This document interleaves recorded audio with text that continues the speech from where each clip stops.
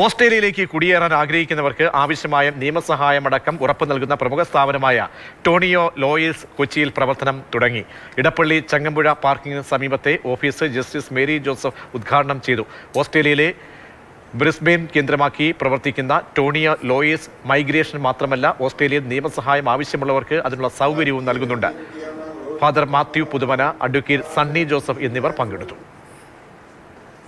സണ്ണിയുടെയും ലീഡർഷിപ്പിൽ ഇത് ഓസ്ട്രേലിയയിൽ 15 വർഷക്കാലം നിലനിന്നു പോകുന്ന ഒരു സ്ഥാപനം, ഇപ്പോഴും നിലനിൽക്കുന്ന ഒരു സ്ഥാപനം, നല്ല രീതിയിൽ മൈഗ്രേഷൻ പ്രവർത്തനങ്ങളെല്ലാം, മൈഗ്രേഷനുമായി ബന്ധപ്പെട്ട എല്ലാത്തരം കാര്യങ്ങളിലും ഒരു സേവനം ലഭ്യമാക്കിക്കൊണ്ടിരിക്കുന്ന ഈ സ്ഥാപനം വളർച്ചയിലേക്ക് ഉയരട്ടെ എന്ന് ഞാൻ ആശംസിക്കുകയാണ്. ഇവിടെ ഞങ്ങളുടെ അടുത്ത ഒരു ബ്രാഞ്ച് കൊച്ചിയിൽ ആരംഭിക്കുകയാണ്.